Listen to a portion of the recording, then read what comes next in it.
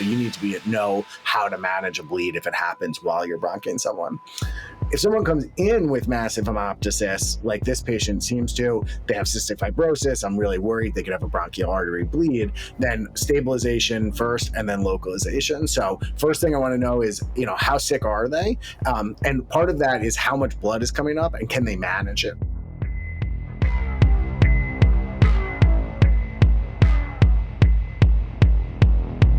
Welcome to a collaboration of Critical Care Time, the podcast for everyone who cares for people with critical illness, and PulmPEEPS. I'm Dr. Nick Mark. I'm joined today by my co-host, Cyrus Nick. Good to be here. Thanks, Nick. Super excited to have the PulmPEEPS joining us for this collab. Do you guys want to introduce yourselves? Yes, thank you, Nick and Cyrus. I'm Kristina Montemayor, part of one half of PulmPEEPS, and excited to be here with my other half, Dave. Hey everyone, this is Dave Furfaro. Very excited for this episode. I remember when you guys told us you were starting this critical care podcast, and I was thrilled, and the content has been awesome, and this has been in the making for months, maybe even a year, so I'm really excited we're doing it now. Yeah, thanks so much for coming on. This is our first crossover episode, so it's kind of like, The Simpsons meet Family Guy, Flintstones meet the Jetsons, or that episode where Batman and the Green Hornet team up. So it's going to be exciting. Yeah, I'm not really sure who's who in that analogy, Nick, but I appreciate your candor.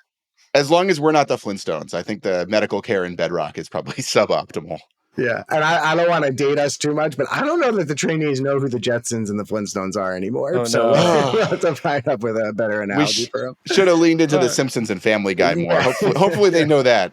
Right. That's soul crushing. I guess we'll just end it here and we'll move on because I'm already sad. Okay. So speaking of Bedrock and their lack of great medical care, on today's episode, after a lot of discussion with David and with Kristina, we've sort of decided to talk about bronchoscopic emergencies, or emergencies where the bronchoscope can be your best friend. Specifically, we're going to cover situations where really knowing how to properly use that scope can be useful or even life-saving. And this will be relevant for folks that are working both in and out of the ICU. So it should be really fun. Yeah, this seems like the perfect critical care pulmonary topic to team up on.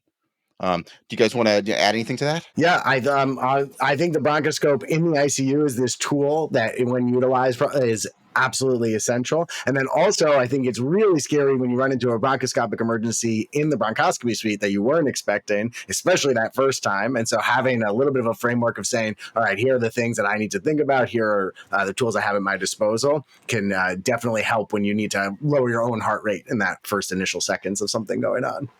Great. Yeah, absolutely agree. All right. Well, on that note, let's get into it. There's a lot of different ways I think we could tackle this, but when Nick and I were sitting down and kind of outlining this and then working with, you guys, I think it made sense to come up with a case-based walkthrough to where we can have kind of a potpourri, if you will, of topics that will be helpful to our collective listeners. And so we've sort of come up with this framework to talk through a few different situations. And, why don't we just start one off right now? And we'll focus here first on placement of the endotracheal tube. So let's say that you're called sort of urgently to assist a colleague in the surgical ICU who's attempting to intubate a 50-year-old man with an airway obstruction due to a laryngeal tumor. Your partner says she can't see anything. She's looking, sphincters are tightening, sweat is beading. This is despite using video laryngoscopy. So, what can we do here? Yeah. So this is a high stress, high stakes situation that happens not too infrequently, right? When you get into that, can't visualize situation. And even when you're using the right tools, like a video laryngoscope, this can be really, really scary and truly life-threatening. I think the bronchoscope can help you in airways in kind of two ways. The first is the awake intubation in the anticipated difficult airway, where you go into it saying, this is going to be tough. This is somebody with abnormal anatomy. This is somebody with an airway tumor, something like that. And, going in with a plan and using the bronchoscope preemptively can be great there. The other situation where the bronchoscope can save you is as a rescue method in the unanticipated difficult airway. And this is the really scary situation where, you go in, you think you've got it, and then even using a bougie, VL, optimal positioning, etc., you just can't get the view you need. And this is a situation where, I think the having skill with bronchoscope and having, you know, a partner, i.e. 4 pairs of hands, or 4 hands, I should say, is you know, a big advantage. Yeah, I totally agree with that. I mean, and those situations, as everyone knows who's been in one, are really scary. You can either visualize and you can't pass through, or you just can't visualize and you're already in the midst of it. And so I do encourage that all airway carts now, or airway setup, you know where the bronchoscope is at least. You're not having to run and get it in the middle of a case, so that you have a rescue option. And then I think in those two situations, thinking about whether you're going to take a nasal or an oral approach in advance is really helpful on your checklist of like, okay, here's what I'm going to do if things are failing. You know, can I bag this person? Can I do an oral airway? And thinking about the nasal and oral approach a lot of times has to do with the patient that you're examining, but also the scenario that you're doing, right? So very practically, to have an oral approach, you need someone where you're going to be able to get the scope through. The scope is going to be safe, not going to be bitten, right? And you're going to be able to manipulate it.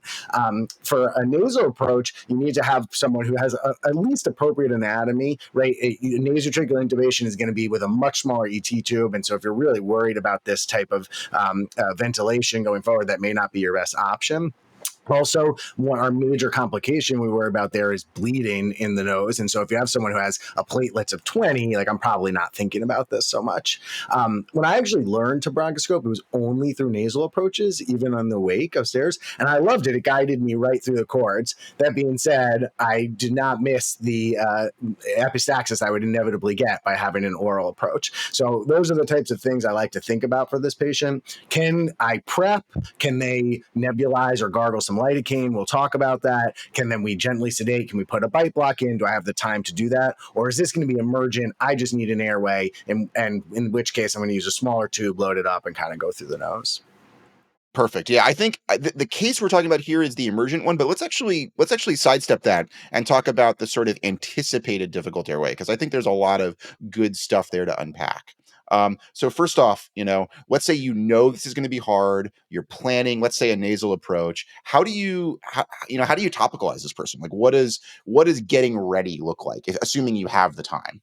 Yeah, so for me, you know, I certainly love getting as much lidocaine in there as possible, right? And so I think there are a couple different ways to do that. You know, I think you can have someone gurgle viscous lidocaine and topical lidocaine and see if they can spit it out afterwards. It tastes really terrible, but if they are totally awake and they have the ability to do that, that can distribute it. You can have them nebulize lidocaine and sort of distribute it down into the lungs and the airways. I really like that. Then you get a little bit of numbing, maybe at the carina, where it's another big cough point, if they can really do that well. And then finally, is like that atomizer or the spray, depending on where you work, there might be different devices. Atomizer actually has oxygen running through it, and then you can sort of disperse that way. Other times it's just a spray that you sort of put in there. And you really want to make sure you're getting into the back of the throat. So the 3 main cough points, I think of: back of the throat, vocal cords, and then carina, right? And so if you can try to nebulize those things, or topicalize those things as much as possible, that's the best. And then, you know, in general, we're talking about lidocaine. We're not wanting to go above a total dose of like our 8 mg per kg here as we're topicalizing people. You will at one point get someone who gets topical lidocaine or benzocaine and then comes in with like methemoglobinemia later on. And so you never want to forget about that consideration and go overboard as you're doing this. Yeah, I think having seen that from topical lidocaine, I saw somebody in med school who had laser tattoo removal over like his whole back, and then got lidocaine slathered over that, which increased the absorption. So he actually presented with seizures, something you want to avoid. But I think, you know, as a safety measure, just saying, I know that there isn't more than 8 mg per kg of lidocaine in the room means you can't exceed it. You know, it sort of creates a safety block. The other thing that I'll add, just from personal experience, is I used to do this thing with residents where we would have them taste the different meds. Like the pharmacist would bring some of the oral meds just so you could sort of get some empathy for your patients. And like, you know, I'll just say that iron and potassium taste awful, but by far the most disgusting med is lidocaine. Like I literally vomited from viscous lidocaine. Like I tasted it and I was like, bleh. So yeah, if you can get your patient to do it, great. If they can gurgle lidocaine, go for it. But you know, it's not fun. Yeah, I think that's a great strategy. You have to try your meds so you know your patients are going through. If someone can I come up with a good way to give potassium so it doesn't taste bad and it doesn't burn through your IV, then please let me know. It's a pill. It's like this big, you know. Yeah. It's a horse pill. Yeah. Right. Sorry. Okay, so that's a great discussion of topicalization. What about other medication strategy? Yeah, no. So then I think when we're deciding on what we want to do for our sedation for this patient, what you're really kind of asking yourself is, do I want this person to be awake? Do I want them to still have a respiratory drive where they can be breathing in case anything's going wrong, especially if I'm worried I'm not going to be able to bag mask them? Or am I doing full intubation where I'm going to rapid sequence induce and then paralyze this patient? And so if I'm really worried and I'm not sure I'm going to be able to get this, then going for an awake, intubation where someone is maintaining the respiratory drive, I think is the way to go. My favorite drug for this right now is ketamine. I think that it works really, really well. I think it's a little bit of a bronchodilator, so you get a little bit added effect there. I think people are maintaining the respiratory drive. From the patients I've talked to, and I've tried to talk to them afterwards, it's not the most traumatic experience. It's just so dissociative. It has a little analgesia, and they've told me that they hadn't remembered or haven't had trauma or PIC symptoms afterwards. I think about 1.5 mgs per kg, is my general for this. So if you have a 70 kilogram person, then going 100 milligrams and just having it there as your push, I think is a great medicine. Do you guys like anything different or in addition? I love ketamine, and I was gonna ask you what kind of dose you use, because I know there's a pretty decent range. If you're using it for RSI, you might be a little heavier handed versus something like this where you're not totally trying to give them that full dose. I completely agree with you. I love ketamine as a drug for a lot of different purposes, whether it's for procedural sedation or in concert with something like propofol for RSI, or in this particular case, I think it's great. The other drug I really like, and I think most of us probably like to use it, is dexmedetomidine or Precedex, which is great, I think, for, again, a host of indications. Anxiolysis when you're trying to get someone to work with the bilevel, or in a situation like this where you've got like usually it's invariably there are a ton of people in the room, there's a ton of equipment, it's adding to the stress level of the patient, and giving them a little bit of Precedex to kind of chill things out and smooth things over, I think is a really effective strategy as well. Yeah, sometimes I think if you could put it in the air, it'd be good for everybody in the room. Nebulized, vaporized, and I'll also give, I should say, a milligram or two of Versed, to try to chill things out. Not so much that that's my sedative, but just it's high anxiety for a patient, right? And so letting them anxiolyze a little bit, I think. Really and the amnestic effects are not a bad thing either. This is generally not a memory that somebody wants to have. Yeah, 100%.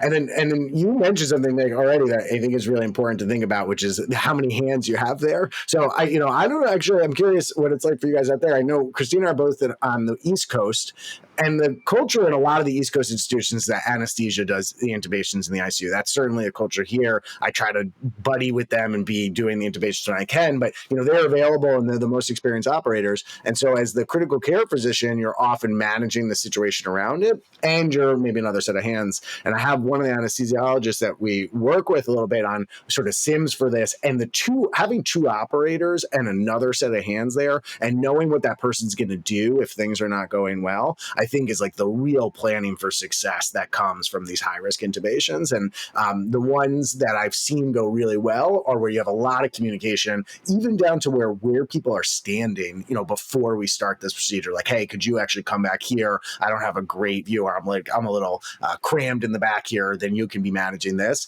And so having that 4 hands, even more, 4 pairs of hands would be great, to try to minimize the unanticipated things that go on. Yeah, I think you can't plan too much for a difficult airway. Like, you can't over prepare, and like thinking through the nuances of that is great.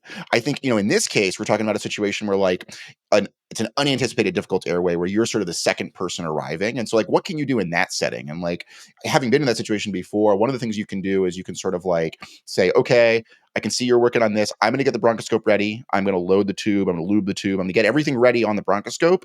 And then, either I can hand it to you if you feel like you're in a good position, or if you want to use the video laryngoscope to try to get the view as good as possible, and then I will drive there. And that's like a great situation where, one of the great things the bronchoscope can do in a difficult airway is really make that turn. So like a very anterior airway, a bougie can help, but a bronchoscope is like, it's like money. Having x-ray vision. You can see what's around the corner. Yeah, I love that. I love arriving and assessing where you are, saying, what am I going to add to the situation? Like any situation in critical care, calm and closed loop communication, right? So if the person is at the head of the bed saying, I just need you to come here, take over. Like, I can't see anything. I'm not sure what our next step is. Then that's very different from saying, hey, I can view the cords. I just can't get this thing through. And you're like, great, stay exactly where you are. Keep the cords in view. Our vitals are this. We're coming with the bronchoscope and we're going to make this. And I think that combination of having video DL and a bronchoscope, I mean, that if you can't get it with that, then we really need to be thinking about surgical airway, like right away. Exactly. And that's something the second operator can also be doing, right? Like, let's say you hand off the bronchoscope to that first operator and you're like, okay, you've got this just in case. Hey, can I get the tray open, find my landmarks, clean the neck, like be ready to go in case your plan B, which is the bronchoscope, fails. I think those are like all incredible points. And the one takeaway for me is that, like here at our institution, we've initiated or about to launch a code airway team for situations that arise like this in an unexpected manner, or if it's actually like the patient's coming up to the ICU, they have a history of laryngeal cancer, you're anticipating it's going to be a difficult airway, you can initiate it there too. And I think David and Nick and what you guys are really alluding to without necessarily saying it outright is that this is not that dissimilar from a code that we would typically run, where it's an orchestrated effort to deliver fast and effective patient care to ensure everyone is on the same page using closed loop communication.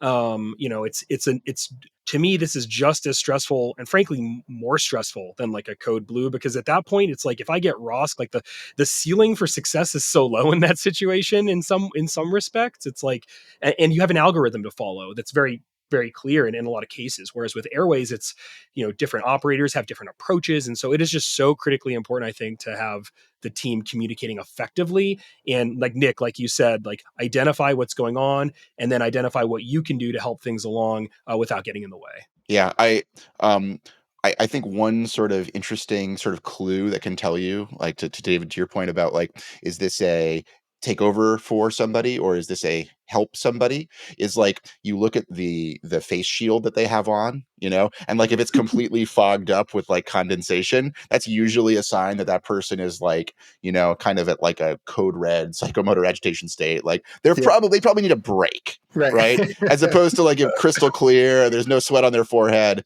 Like, okay, I think you got this. Yeah. Opaque face shield sign. We're gonna the face shield sign. Exactly.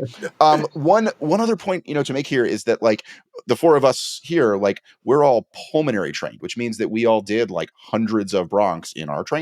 Right. So like we're comfortable with the mechanics of picking up a bronch and that kind of stuff. Even if this is a rare situation that maybe we haven't done a lot of. For people who don't have as much experience with a bronch, it's really, really important to practice and train and to sim these things. It's important for us as well, but just remember that like, in general, people don't rise to the occasion, they sink to the level of their training. And so if you've picked up a bronchoscope once or twice in your career, the time when you really need it is you're not going to be great with it, right? It's probably something that should be part of a simulation curriculum that you're doing somewhat regularly. Otherwise, it may not actually help you that much if it's really unfamiliar and you're like, hey, the thumb does what again? Like, how does this thing work? So practice, I think is a key takeaway. Be ready for the situation before. Yeah, absolutely. And a plug for when you're learning bronchoscopy of trying to say like, oh, this is a stable patient, I'm outpatient, I'm just going to play around with my techniques, be like, how quickly can I get to the cords? And, and we'll talk about bleeding when it comes up. I had a person who used to make me like go from the vocal cords to a lobe and then come back and be like, all right, now close your eyes and try to get close to that. Just so a couple of things you can say, these are the situations that are coming. And I want to be able to get if I know I always have trouble getting over the tongue and getting to the vocal cords, then maybe I'm going to go for the nose when I have somebody who's in an emergent situation, because that's going to guide me a little bit easier there. That's a great point. I love that, like, practice with your eyes closed approach to like learn the anatomy. We really did a great job there covering, the use of the bronchoscope to get that initial tube placement. Let's move on to another case. Kristina, do you have one for us? Yes, sure do, Cyrus. Yeah, we've had such a great discussion so far, and I think we've highlighted setting yourself up for success. But so a different case. So you're coming on to cover a night shift, and you just got sign out on a patient who had a freshly placed tracheostomy. Everything otherwise is going smoothly, and you don't anticipate any needs for the patient overnight. But of course, nothing goes as planned, and you get a call and a page in a few hours from the room that the patient's trach has come out. Please come to the bedside. You rush to the room, you try to assist, and as you're going to the room, you're starting to think about what you're going to do and what your next steps are. So, how do you approach this, and can the bronchoscope be helpful in this situation? Yeah, it's a great situation. It's something that I encountered twice in fellowship. Once I think during the pandemic, and once immediately like kind of shortly prior to. And Christine, I'm curious to get your thoughts on this, but I'll kind of tell you how I approached it and what I was taught. A lot of times, especially with freshly placed tracheostomy tubes, you need to realize that tissue is very it's friable potentially. It's also they've not had time to properly cannulate, so you don't really have a proper lumen that has the sort of integrity that you're used to in your chronically trached patients. And so one of the biggest risks, I think, especially in someone who's maybe uninitiated or not as familiar, is you go and you're like, oh, there's a hole, I just kind of put the tube back in the hole. Well, the problem is that it's very possible that in doing so you can dissect tissue within the neck and actually kind of cannulate what is called a false lumen. So the tip of your tracheostomy tube is actually sitting in soft tissue and not in the trachea. And so my approach, I think in general, again, another stressful code-like situation is first, um, look at the monitor, check the vitals, see what's going on, look at the patient, look at the room, get your finger on the pulse of both the patient and the room, so to speak, and kind of a lot of times folks are running around, they don't know what they're doing. Or they may know what to do, but in the setting of that sort of extreme stressor, they're not really functioning at the level of their training, so to speak. And so, like for example, I've seen someone getting bagged via the mouth and nothing kind of occluding that new ostomy site. And so, like, what are you really doing there? Or alternatively, maybe someone who's a more junior trainee just kind of sticks the tube back in, and you're like, oh, what's their vitals are still getting worse and worse. They're in extremis. They're becoming cyanotic. So in those situations, usually what I'll do is kind of at the end of the day, intubating from above in a case like that is oftentimes the right move, especially if you don't have a bronchoscope. And if this is like really like, if it's hitting the fan, so to speak, that's one very useful option.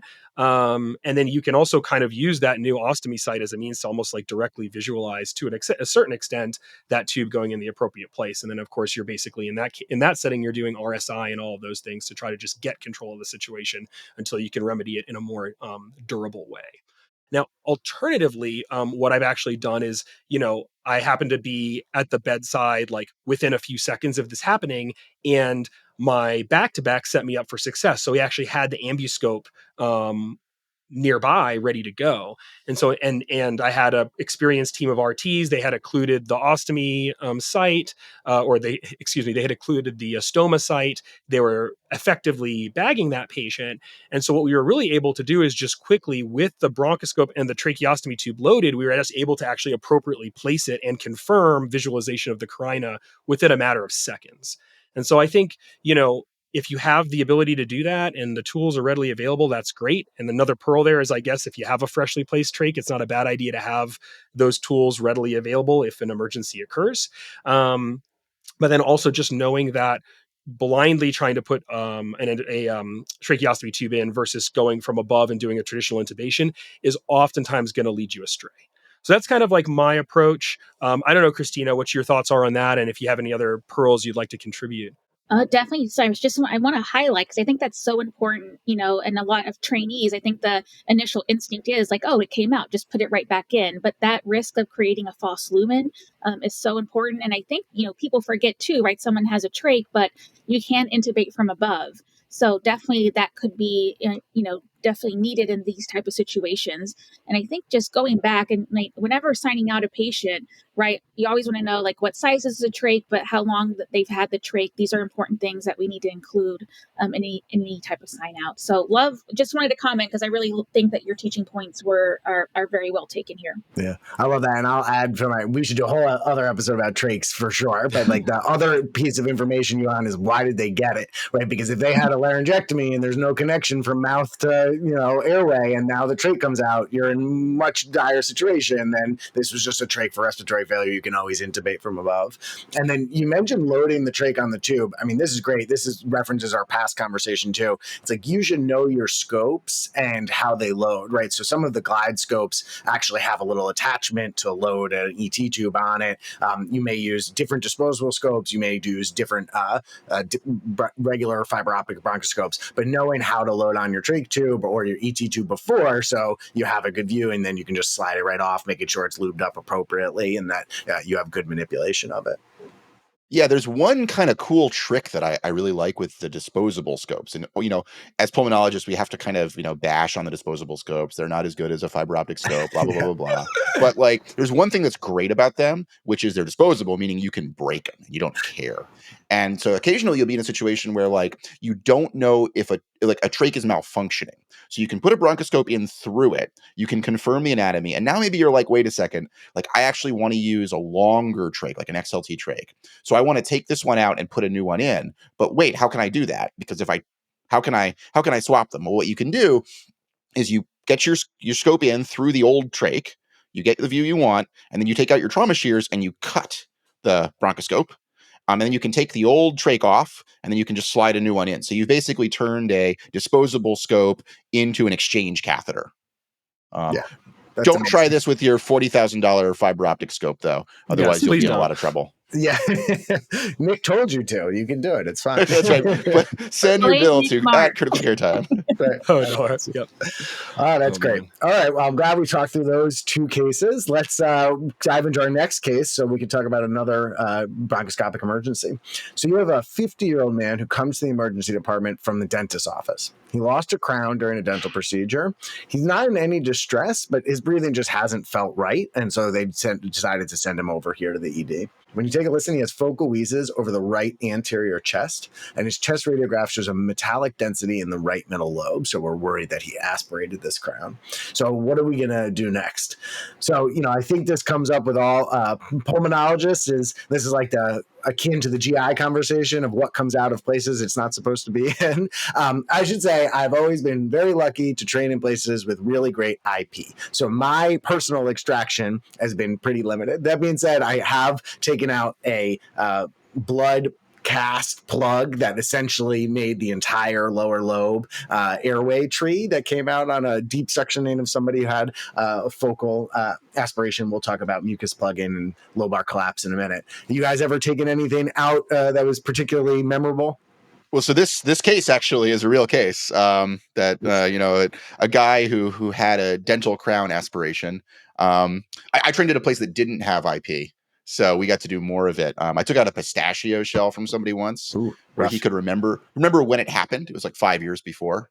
One of my colleagues took out, those capsule endoscopy things. Yeah. It's like a pill they swallow and it goes through the GI tract. Well, somebody like coughed as they were swallowing it. So then when they hooked it up to like the screen, what they saw was like branching airways. Oh my goodness. And the GI docs were like, nope, that's not what we're supposed to see. So they called Pulm to take it back out.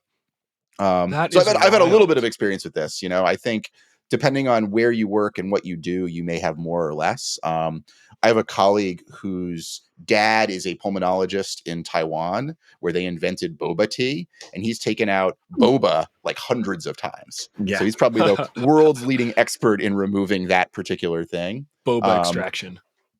Yeah, I think this is a situation that comes up, not infrequently, probably more often in kids than in adults. I don't really know anything about kids, but a couple of useful points here. One is, the strategy for getting it out depends completely on where is it, what is it, how wedged in is it, and sometimes you can have all the right tools, and it's just not going to happen with a flexible scope.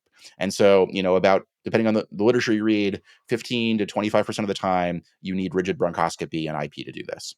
Occasionally, they even need surgery to do this.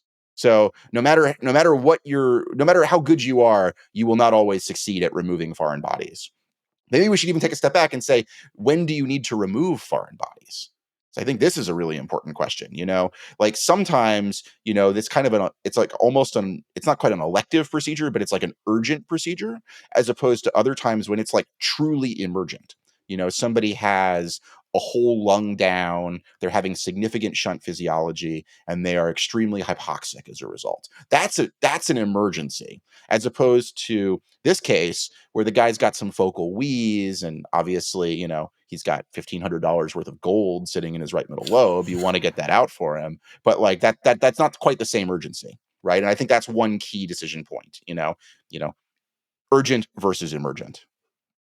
Yeah, absolutely. And I think, the other key thing for people to understand is exactly what you said, is like the difference between your flexible and your rigid scope, right? We're mostly talking about flexible bronchoscopy here. That's mostly what we're doing in the ICU and Pulm. You have a flexible fiber optic scope. You're using the native airway as your guide and channel, and then you may have a working channel through it that you can put some tools through. For this type of thing, you need a big working channel. So your small, mini, flexible, disposable scope's not going to help at all. You need something that you can thread a pair of forceps through, or a grasper or snare through, that you can get around this object. And then usually if the object's that big, then you're going to be pulling the whole scope out to take it. And if that is a major concern, that's often my threshold to say, like, I need a rigid scope. If I am going to be really worried about the patient being sick and then taking my scope out with something, I think about this usually when I'm suctioning and I have a big collapse. But if you had an aspiration, then I say, you know what, I really want a rigid scope where I actually have a tube that's in there that's acting as my airway. I can work through it. It can take all the time in the world to take something out.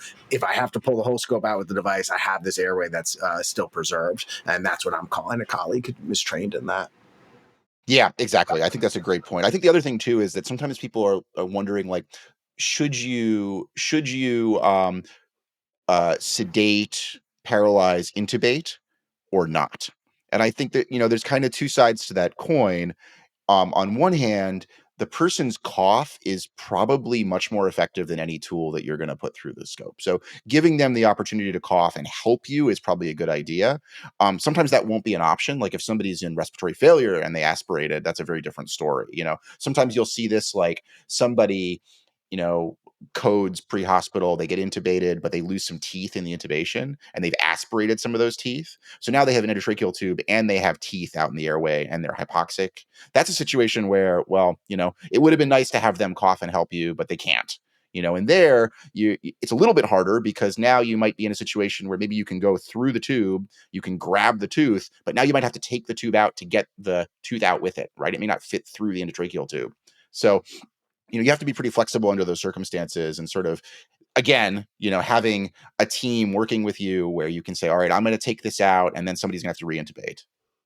I think I just want to chime in real quick. This does remind me of our, for those of us that listen to Critical Care Time, the episode 14 that we did on massive hemoptysis with Dr. Warren, who's an IP physician, and kind of like that idea of teaming up with IP. Really, like, all of the cases we've discussed thus far, and likely the cases we'll continue to discuss here, one of the big takeaway points is the idea of a team. You really have to check your hubris at the door. Really from top to bottom in critical care, but especially in these situations where, having anesthesiology or IP come up and help you, or calling a surgeon to come help you. At the end of the day, these are, again, stressful situations where having those hands, and not just necessarily random hands, but hands that bring unique skill sets to the table, can be in the best interest of the patient. So I think that's, to me, what keeps ringing loud and clear in my mind. Yeah. And I think if you are training in a place like that, you should be asking yourself, like, what knowledge can I give them to make their job easier with my skill set? Right. So it's like, oh, okay, you're here. I can't do this, but I'm in the right middle lobe. I'm in the, we're in the medial branch here. I see it. It's not obstructing. I think they're ventilating, some data that you can say, I've gotten to this point, but I'm actually passing this off and you can help me out now. Okay, I think we did a really great job of covering kind of foreign body retrieval. Talked a little bit about the tools that we might use, approaches, considerations. I'd like to kind of continue our conversation. And Kristina, I wanted to pitch a case to you and kind of see how you'd approach it. So we'll say we have a 65-year-old lady with a history of COPD. She's been intubated for the last 3 days due to a community-acquired pneumonia. Her oxygen requirements are improved with antibiotics, so that's awesome. Her secretions are copious and tenacious, but it seems like maybe things are moving in the right direction, possibly. But then as time wears on, you notice that she's requiring more and more suctioning, and then all of a sudden she desaturates to 80%, despite a marked increase in her FiO2 to 100%. And then you take a look at the ventilator, and the peak pressures are going all sorts of crazy. Kristina, what's going on, and what can we do about it? Yeah, thanks, Cyrus. And I think this is such a typical case that that the four of us have seen, and a lot of people listening today will have seen as well. And I think that one thing that I'm thinking of, right, this is where you have to go to the bedside. You have to look at your patient. You have to look at your monitor, and you have to look at the vent and seeing what's happening. So understanding, seeing the peak, but trying to get the pressure, and then go down the algorithm. Is this more of a resistance problem? Is this more of a compliance problem? But in this specific case, I think some things that you brought up are, she's requiring suctioning every hour. They're copious and tenacious. So I'm really going to be thinking of, like, is this a mucus plug? And does she have an underlying lobar collapse? That's high on my differential. Someone, though, who's also been intubated and is now requiring 100% FiO2, you always want to rule out pneumothorax as well. So this is someone, right? Team's ordering the chest x-ray, but it's going to take a few minutes to get there. So having someone, either yourself or having a team member coming in and just doing a bedside POCUS, and seeing, like, is there actually lung sliding, to make you feel that their pneumothorax might be less on the differential. But this is someone who I'm going to really try to get and do aggressive suctioning with, given concern for mucus plugging. And this is, RT will be there. You can sometimes I've had to actually disconnect them from the vent and bag and kind of apply that more pressure in order to help. But those are kind of things that I am thinking of right now based on this case. But interested, Nick, I don't know if you have any other thoughts, or I know you always bring in some type of obligatory animal physiology. So That's anything right. useful to add at this point? Yeah, so I think I agree with everything you said. You want to make sure this isn't a pneumo. You want to try suctioning. I think suctioning, the inline suction, is great, but unfortunately, it's blind, right? And so the suction catheter tends to go to the lower lobes, maybe the middle lobe. It's not going to do a great job in the upper lobes. And so oftentimes, what happens if somebody has an upper lobe collapse, you're not going to be able to fix that with suctioning through the inline suction catheter. So this is a situation where the bronch can really help you. The fun animal physiology fact, and you're right, you know me too well, is that pigs, their right upper lobe doesn't come off of the right main stem. It comes directly off of the trachea, right? And so if pigs are intubated, the endotracheal tube often blocks the right upper lobe bronchus, so you get right upper lobe collapse. Now, that's a fun fact, but it turns out that like 1 to 3% of people have the same physiology as pigs. It's called a bronchoscopy, right? French word for pig, or a tracheal bronchus, if you want to be, you don't want to be all French about it. Less pig-centric. Right. But that's right. no name calling here.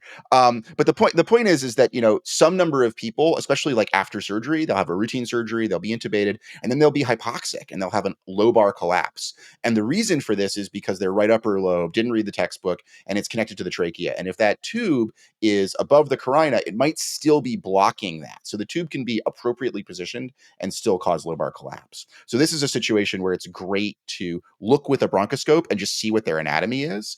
I would say I find one of these pig bronchi in a post-op patient maybe like once a year. And, I always feel like very proud of myself and celebrate. And, everyone thinks it's probably insufferable for the next 10 minutes.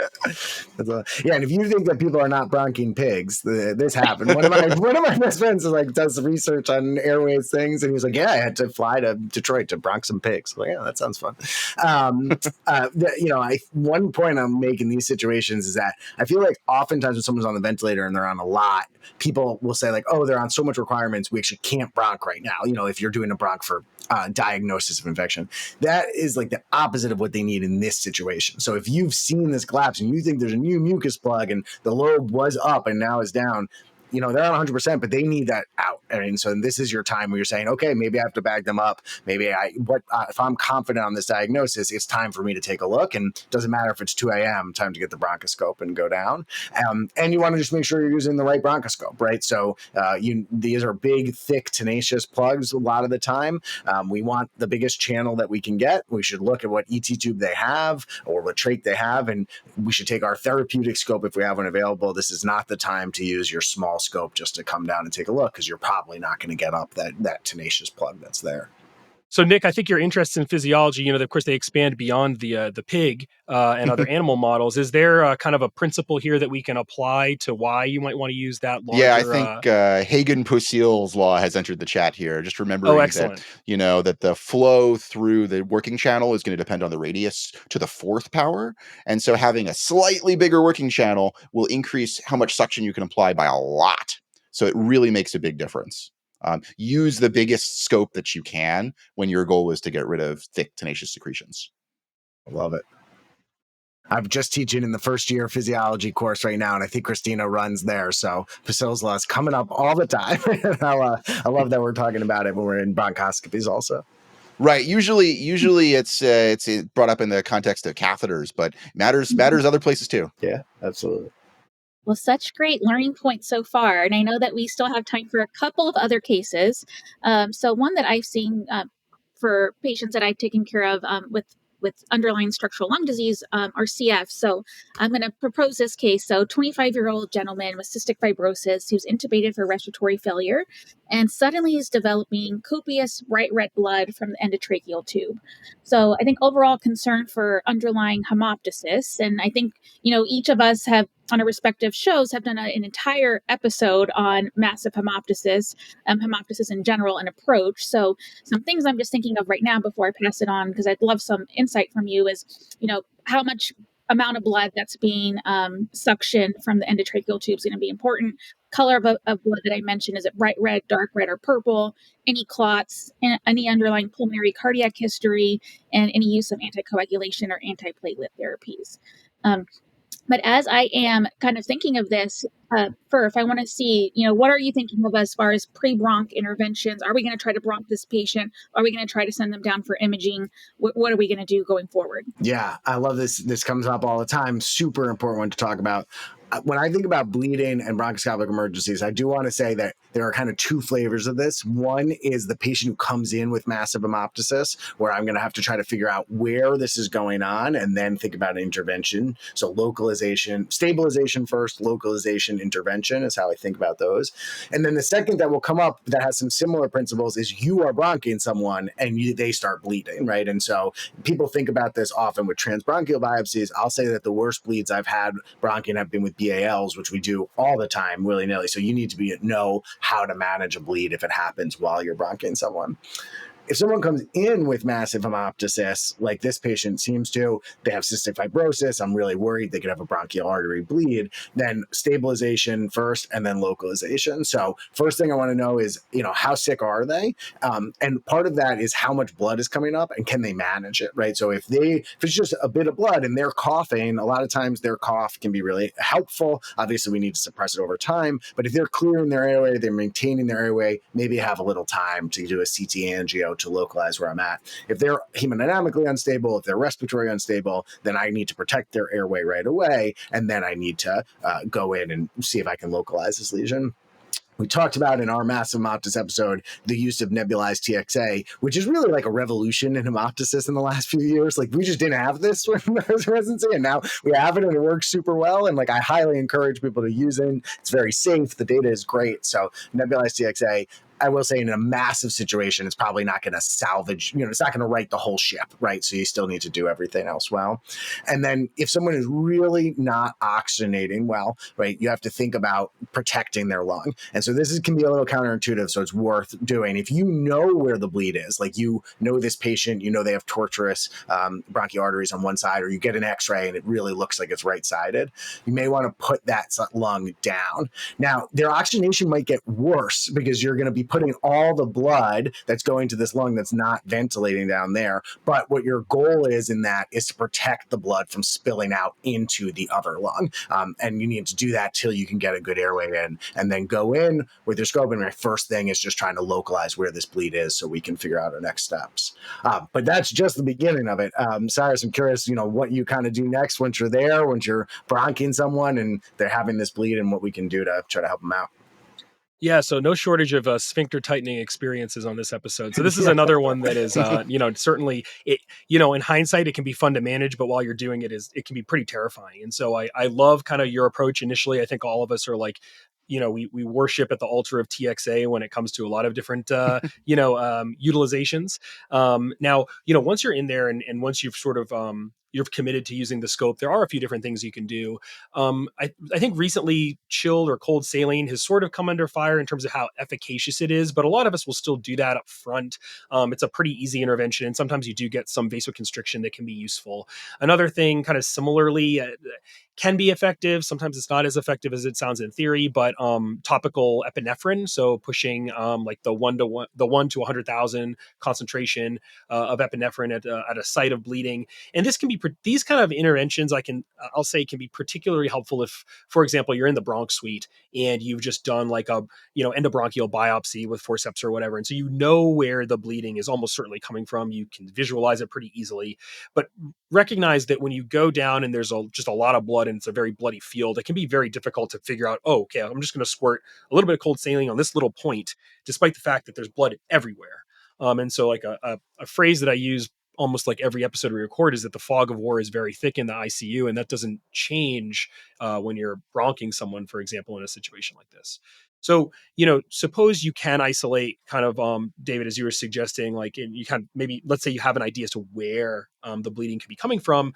If you'll recall, like, again, from the episode that we recorded, and I know from, previous discussions you guys have had, there are certain things you can do to sort of up the ante. And so one of them might be, using a bronchial blocker, which oftentimes in theory sounds better again than it is in practice. They can be difficult to kind of get those things lassoed properly and into the right space.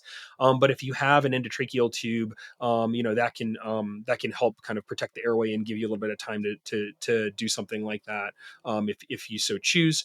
The other thing you can kind of do, which is interesting, is we talked about this previously, is like if you actually selectively intubate the affected side, and then you take like a tamponade balloon, like a CRE balloon or something like that. Usually this is something you might do with an interventional colleague. That's a way to actually direct that balloon or that tamponade device exactly where you need it with kind of scope visualization. And then you can back out and you can either have the endotracheal tube sitting in the trachea, or you can divert it potentially to the unaffected side while you've tamponaded the affected side. So that's an option. And then moving again towards more IP type stuff that again we would call for help for, using a cryoprobe can be really helpful. Especially like one of the issues with TXA is that sometimes you can get airway casting, and so you have to figure out, okay, how am I going to get this out? Well, you can try to just suck it out, or you can try to grab it out, but using a cryoprobe can be really nice because that clot will actually adhere to the blood. I'm sorry, the clot will actually adhere to the probe, and you can kind of pull it out in larger chunks. So that can be really helpful. Also using like a big trach suction, a large bore trach suction is another thing that you can use as an adjunct. So yeah, lots of different things you can do. I don't know, Nick, if there's anything else you'd add to that compendium of options there. Yeah, I think you hit all the nails on the head there. The one thing maybe I'd add is just that remember that you can direct to the affected side in order to do interventions, or in a pinch, you can use your bronchoscope to direct to the unaffected side in order to sort of protect it.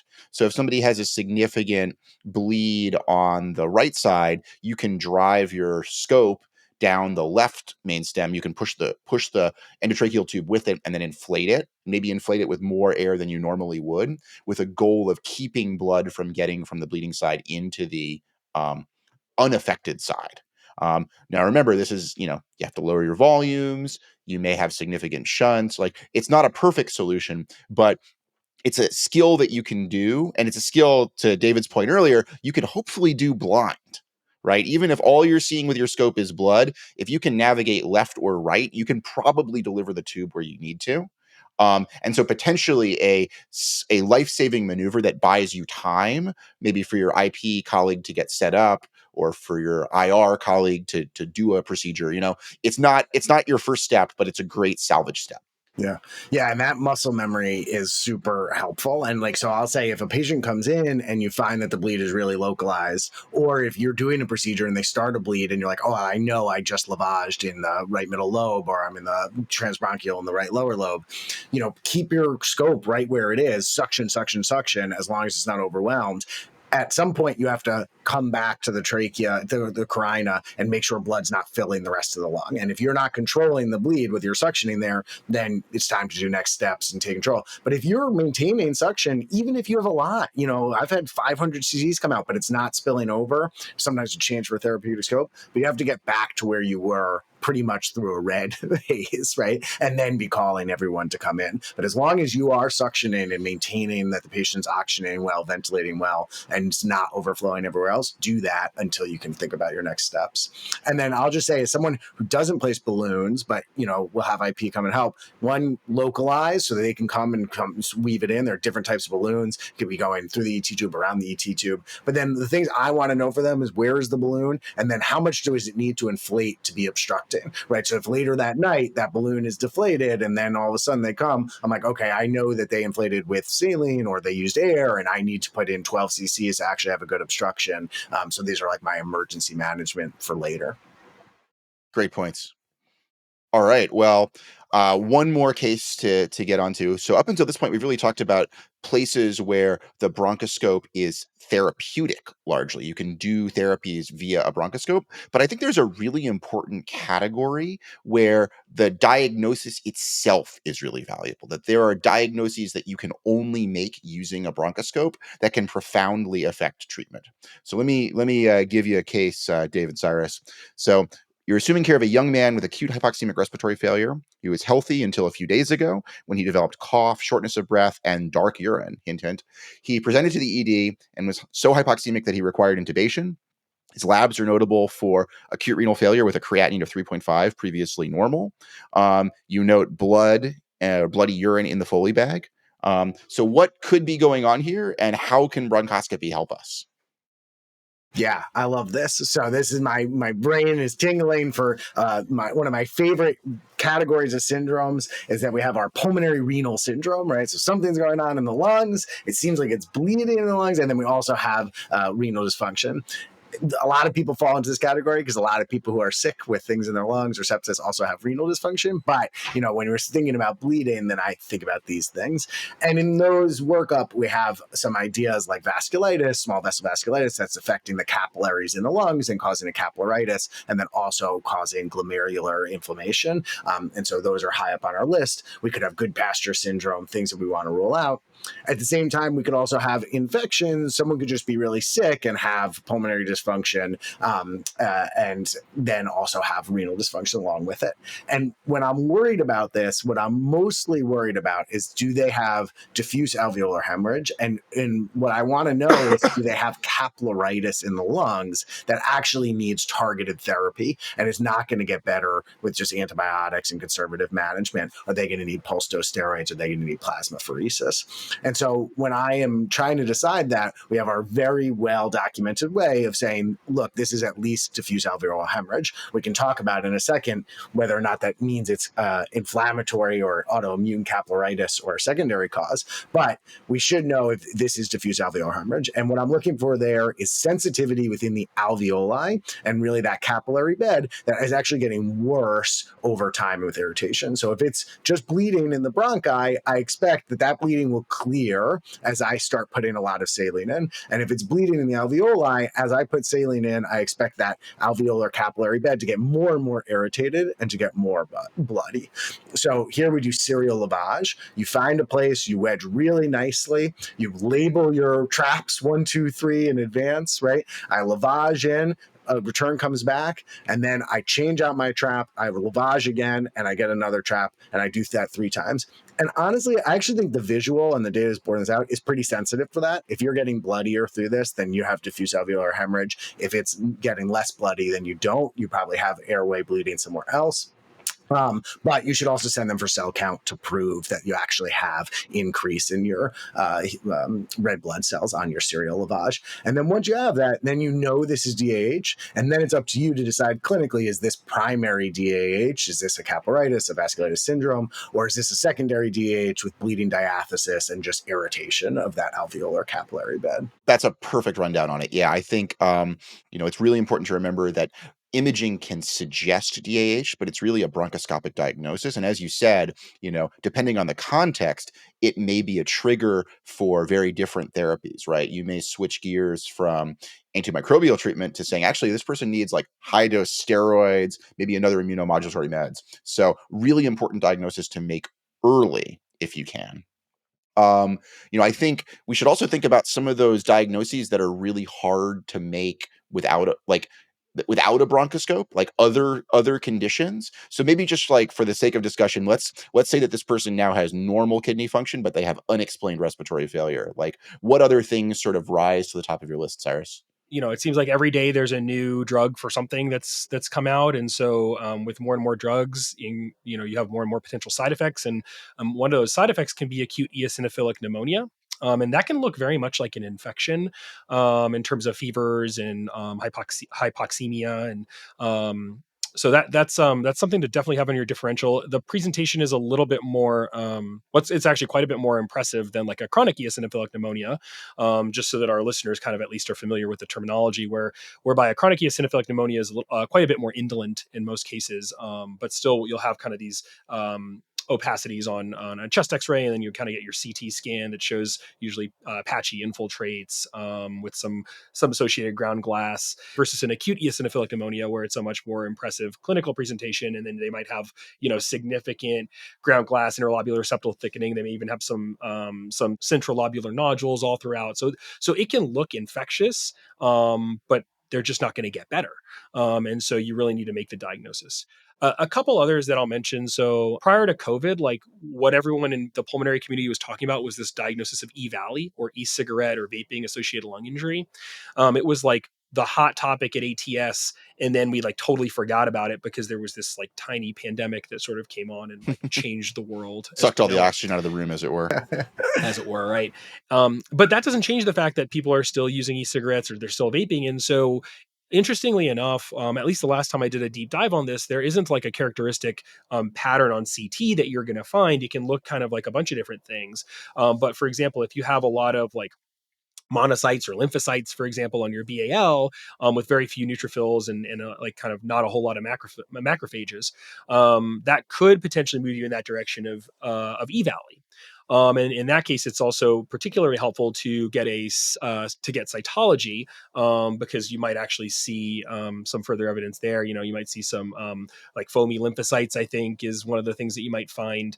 And so that's certainly a consideration. I'll also kind of throw out here the lipid-laden macrophages of amiodarone toxicity, because that could also make someone be kind of sick. And in both cases, your history is what you're leaning on, but it wouldn't be out of the realm of possibility for someone to have just come back from a recent trip where they were around sick people.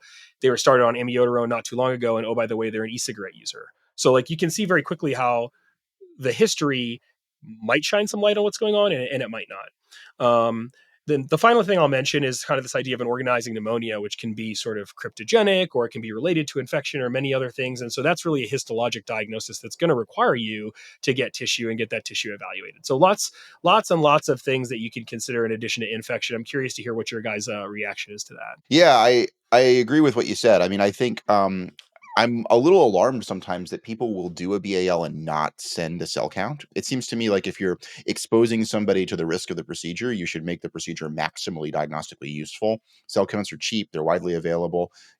I really don't think you should ever send a culture and not send a cell count, because you can miss things like acute eosinophilic pneumonia, and it's embarrassing, right? I mean, like I've seen cases where like a bronch was performed looking for infection, didn't grow anything, and then a second bronch was done like 5 days later, and it was like 30% eosinophils, and it's like, oh man, that person was not getting optimally treated for all that time because they didn't send the test. So I would encourage our listeners to always send a cell count if you're going to do a BAL, because you will miss eosinophilic pneumonia if you don't look for it. And cytology can also help you with some of these other things. Like the cell count really tells you a lot. Yeah. I always send a cell count of cytology on the first bronch for somebody. I mean, I just think it's good practice. And, we've all had that weird cancer case that presents and everyone thinks it's pneumonia. And then all of a sudden you have malignant appearing cells. So you got to look at them. We've touched on this here. No bronchoscopic episode would be complete with talking about when we're doing it and why, and then because we can encounter these emergencies. And I think it's our main diagnostic tool that pulmonary has to offer a lot of the time. Obviously, we're interpreting CAT scans for people as well, but we get a lot of requests for bronchoscopy for infection, right? Atypical infection, people who are immunosuppressed. We have a little bit of diagnostic nihilism in the field of pulmonary, I think, because we know that a lot of our community-acquired pneumonias, we only identify something 50% of the time, but there are a lot of patients where it's really important to get a diagnosis. So if you're on your pulmonary consult, you're going to get this question a million times. We want a bronchoscopy. Either someone's not getting better or the patient's immunosuppressed, they have something interesting going on. And I think it's helpful to know how useful is this tool, right, before I'm diving in? Because if it's only a couple percentage points, then maybe it's not that helpful. Someone has PCP, or you think they have PCP, but they've been on empiric therapy for a week. My bronch really doesn't have that much. They've already been on therapy for a week, right? And so we have to have some idea about how the utility of it is. So Nick, I'm curious, in your experience and from what we know sort of generally as a field, how often you sort of quote to people that this bronchoscopy is going to be helpful, it's actually going to change what we do or influence our decision making. Yeah, so I think it depends a lot, like you said, on who the population studied is. I think especially in an immunosuppressed population, bronchoscopy is very high yield. I'll share a quick personal anecdote here, which is that when I was in fellowship, in pulmonary fellowship, my wife was in hem-onc fellowship, and so we got to work together sometimes. And I remember one time I was like she was consulting me, I guess, on one of her onc patients with respiratory failure, and her mentor, who was also the attending, was like very cynical. He's like, "Why do we do all these bronchs? It never changes anything. You're just going to put them on Vori anyway, blah, blah, blah, blah." And I was like, all right, man, challenge accepted. Like I will prove to you that this is valuable. So we actually went through like 5 years of bronchs in onc patients and looked at like 500 plus patients to see how often bronchoscopy was actually valuable. And you could define valuable in many different ways, right? Like, you could say, like, did you change management after the bronch? In which case, like 60+% of the time you do. That might be adding antibiotics, de-escalating antibiotics, adding steroids. Sometimes, your list of diagnoses before the bronch and your diagnosis after the bronch are very different, right? So something was at the bottom of your differentials, now moved to the top, something like DAH. Sometimes it's something that wasn't even on your differential. And then occasionally, this is about 15% of the time, you see somebody where just a completely unexpected diagnosis was made. You thought somebody had one thing and it turned out to be something completely different. Organizing pneumonia, eosinophilic pneumonia, for example, or a couple of cases where somebody was diagnosed with mucor, right? And that's a diagnosis where it's like, you find mucor, that's a surgical treatment. You get a lobectomy, cure, antimicrobial treatment, likely to fail, likely to die. And so, to put that in context, right, that means that like, number needed to bronch to change management is about 2 in this high risk population. Number needed to bronch in order to find something really weird is like maybe 6 or 7. I mean, surprisingly high yield. Obviously, that's in probably the highest yield population, but I think my big takeaway from this was both I was right and her mentor was wrong, but also just that bronchoscopy can really profoundly change management. And so, don't hesitate to do it if you think there's a chance that there might be something weird going on. Yeah, that's my philosophy too. I often say to the trainees, I'm like, why shouldn't I bronch this person? Because, just give me a reason not to. And I'm curious your guys' thoughts about this. One of my close colleagues and mentors here, Molly Hayes, and I have been doing this a lot more of these people in the ICU on high flow, where everyone's like, well, we can't do it. I've been doing a lot more bronchs on high flow. As long as they're not 100%, they're like 50, 60%, and I can sat them up well. I explain to them there's a risk of intubation, but I'm also like, we don't know what we're treating right now. And this will actually add a lot of diagnostic value in ruling things out. So I've been trying to be more aggressive about doing that. And arguably, that's a population where it's almost like the most value, because potentially making that diagnosis to prevent intubation is like very high yield, especially in like immunosuppressed people. Yeah, 100%. Agree. No issues there. Well, guys, I think this was a really, really robust discussion. I love the sort of potpourri approach. I think we covered a lot of awesome material that I think our listeners will really appreciate. I don't know, Nick, do you want to take us through some general points, and then maybe, David, if we miss anything, you can sort of bring us home. Great. Yeah, so I think, we talked about a lot of different cases here. I think we covered 6 cases, but we can put them in a couple categories, right? So you can use a bronchoscope to place an airway, either through the vocal cords or replace a trach. You can also use it to confirm an airway. So that's a very important kind of emergent situation. You can also use your bronch to remove stuff. So foreign body or mucus plugs, that can be a life-saving maneuver. And then you can also, use your bronch to deal with hemorrhage, either to identify where it is or to potentially perform interventions to stop it. And then finally, remember that the bronchoscope is also diagnostically useful. And sometimes the most important thing that we bring to the table is diagnosing what's going on, so we're treating the right thing. And so lots of different ways where a bronchoscope can save you.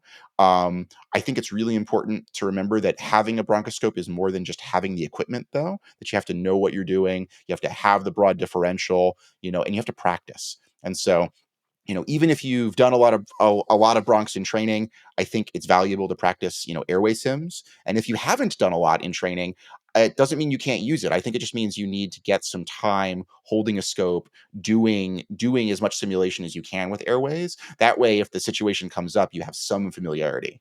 And then I think, just to echo a point that we made several times, it really takes a village. A team approach is important. Bringing in somebody who maybe is better than you with a bronchoscope, whether that's an IP person, pulmonologist, whatever, is really important. And, sometimes the collaboration is where the bronchoscope is most useful. Yeah, I love that, Nick. I loved what you said was that people don't rise to the occasion. They sink to the level of their training. They don't sink to the bottom. They sink to what they're most comfortable with. And I think in the ICU and in emergencies is the time to not have ego, to be honest with yourself and others about where you are and what comes next. Like, I can intubate, but I have not done a ton, and I'm not the best person in the room most of the time, right? And so if there's someone who's really high risk, I often say, hey, why don't I manage X?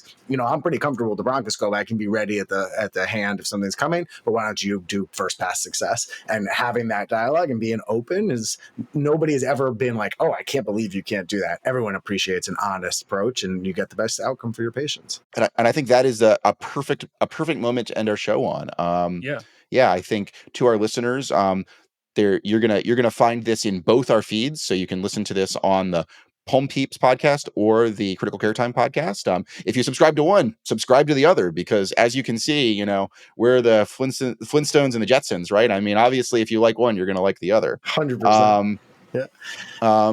You know, Reminder to our listeners, you can go to our website and we'll have notes about this. So a lot of the things that we mentioned will have links.